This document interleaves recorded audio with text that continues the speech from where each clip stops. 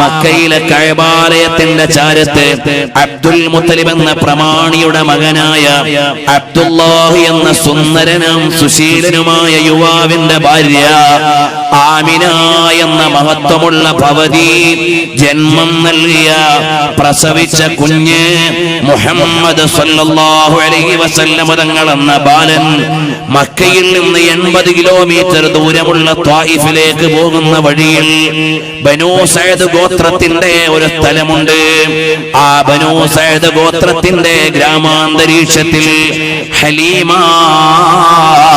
ബീവി എന്ന മഹതിയായ പോറ്റുമ്മയുടെ വീട്ടിൽ തൊട്ടിലിൽ കിടക്കുകയാണ്.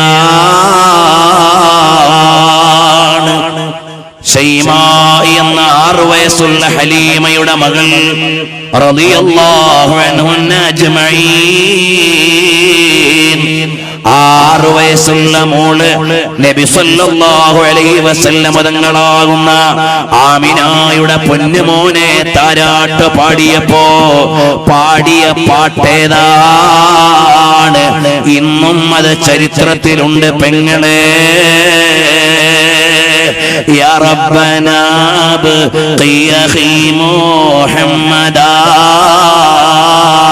حتى أراه يافعا وأمردا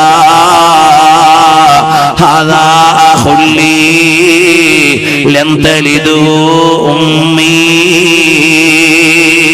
1400 കൊല്ലങ്ങൾക്ക് മുമ്പ് ബനൂ സഅദ് ഗോത്രത്തിലെ മക്കയിൽ നിന്ന് ത്വായിഫിലേക്ക് പോകുന്ന വഴിയിലുള്ള ഇന്നും പോയാൽ സന്ദർശിക്കാവുന്ന ഭൂപ്രദേശത്തെ ഗ്രാമാന്തരീക്ഷത്തിലെ തൊട്ടിലിൽ കിടന്നുകൊണ്ട് താരാട്ട് കേൾക്കുന്ന ആ കുഞ്ഞു ബാലനായ ശിശുവായ ഹബീബായ തങ്ങൾ കേട്ടുറങ്ങിയ പാട്ട് ആയിരക്കണക്കിന് ഗ്രന്ഥങ്ങളിൽ ആലേഖനം ചെയ്ത് കിടക്കുകയാണ്. ഇതെന്തൊരത്ഭുതമാണ്, എന്തൊരത്ഭുതം! അത്രയും ഡെഫിനറ്റായി we can see a horror gap in the history of Prophet Muhammad sallallahu alaihi wasallam തങ്ങളുടെ ജീവിതത്തിൽ എവിടെയും ഒരു ഇടവഴി ഒഴിഞ്ഞിട്ടില്ല. അത്രയും കൃത്യമായി കിടക്കുകയാണ്. കാലം 63 വർഷങ്ങൾ എണ്ണി മാറ്റിയപ്പോ ഒരു നാൾ വന്നുകൊണ്ട് അബൂബക്കർ സിദ്ദീഖ് റളിയല്ലാഹു അൻഹു ചോദിക്കുകയാണ്, യാ റസൂലല്ലാഹ് മാ ശയ്യബക യാ റസൂലല്ലാഹ്. നബി സല്ലല്ലാഹു അലൈഹി വസല്ലം തങ്ങളുടെ രോമങ്ങൾ നരച്ചു തുടങ്ങിയപ്പോ അബൂബക്കർ സിദ്ദീഖ് റളിയല്ലാഹു അൻഹു ചോദിച്ചു, സാധാരണ അറബികളൊക്കെ 80 വയസ്സായിട്ടേ ആ കാലത്ത് നരക്കാറുള്ളൂ, എന്തേ ഇപ്പോഴവിടുന്ന് നേരത്തെ നരച്ചു പോയത്? 60 വയസ്സ് കഴിഞ്ഞിട്ടല്ലേ ഉള്ളൂ. അപ്പോൾ പറഞ്ഞു, ശയ്യബത്തിനി ഹൂദുൻ വഅഖവാതുഹാ. സൂറത്തു ഹൂദും അതിന്റെ കൂട്ടുകാരികളായ സൂറത്തുകളുമാണ് എന്നെ നരപ്പിച്ചു കളഞ്ഞത്. ഉടനെ അബൂബക്കർ സിദ്ദീഖ് റളിയല്ലാഹു അൻഹു ചോദിച്ചു, മാദാ ശയ്യബക മിൻ സൂറത്തി ഹൂദ്. സൂറത്തു ഹൂദിൽ നിന്ന് ഏതു ഭാഗമാണ് തങ്ങളെ അവിടുത്തെ നരപ്പിച്ചു കളഞ്ഞത്? മറുപടിയാണ്, ഫത്തഖിം കമാ ഉമിർത. കൽപ്പിക്കപ്പെട്ട പോലെ നടന്നുകൊള്ളണം എന്ന അല്ലാഹുവിന്റെ കൽപ്പനയങ്ങ് വന്നപ്പോ പേടിച്ചു പോയി സിദ്ദീഖ്. ആ ഹബീബായ സല്ലല്ലാഹു അലൈഹി വസല്ലം തങ്ങൾ വഫാത്താകുമ്പോ 17 രോമങ്ങളാണ് നരച്ചിട്ടുള്ളത്. താരാട്ട് കേട്ട് കിടക്കുമ്പോൾ കേട്ട പാട്ടേതാണെന്നത് മുതൽ വഫാത്താകുമ്പോൾ നരച്ച രോമങ്ങളുടെ എത്ര എണ്ണം എത്രയാണെന്ന് വരെ ആക്യുറേറ്റായി കൃത്യമായി ചരിത്രം കാത്തു സൂക്ഷിച്ച നായകരാണ് എന്റെയും നിങ്ങളുടെയും നേതാവ് റഹ്മത്തുൽ ലിൽ ആലമീൻ സയ്യിദുനാ റസൂലുള്ളാഹി സ്വല്ലല്ലാഹു അലൈഹി വസല്ലം തങ്ങൾ.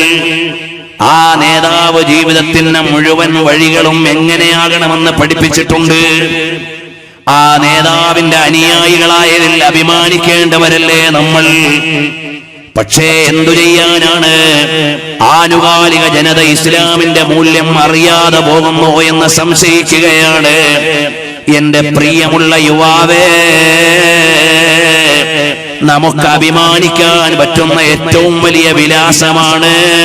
ഹം റസൂലുള്ളാഹ് കേ ജന്നത്ത് റസൂലുള്ളാഹ് കീ ആജ് നഹീ തോ കൽ ഹം മദീനെ ചൽ. ഇന്നല്ലെങ്കിൽ നാളെ മദീനത്തേക്ക് പോണം. അവിടെ ആരാണുള്ളത്? ഇന്നിൽ ദിയാരി ഹസ്സബാ യൗമൻ ഇലാ അർളിൽ ഹറം ബല്ലിഗ് സലാമി റൗളതൻ ഫീഹൻ നബിയുൽ മുഹ്തറം. രാവിലത്തെ ഇളങ്കാറ്റിനോട് അനുരാഗി പറയുകയാണ്, ഈ കാറ്റ് തഴുകി തലോടിയിട്ട് എന്നെങ്കിലും ഒരു നാൾ നീ മദീനയിലെത്തിയാൽ ബല്ലിഗ് സലാമി, എന്റെ സലാം എത്തിച്ചു കൊടുക്കണേ റൗളയിലേക്ക്. എന്തേ അവിടെ ആരാണുള്ളത്? ഫീഹൻ നബിയുൽ മുഹ്തറം, അവിടെയാണ് വിശുദ്ധരായ പുണ്യ നബി സല്ലല്ലാഹു അലൈഹി വസല്ലം തങ്ങളുള്ളത്. ആ നബി തങ്ങളുടെ സവിധത്തിലേക്ക് എത്തിക്കണം. എന്റെ നേതാവ് ഷാഹിദാണ്, എന്റെ നേതാവ് ബഷീറാണ്, എന്റെ നേതാവ് നദീറാണ്, എന്റെ നേതാവിന്റെ പാപങ്ങൾ കഴുകാനുള്ള സമക്ഷമാണ്. ആ ആശയമാണ് ഈ ആയത്തിലൂടെ നൽകുന്നത്.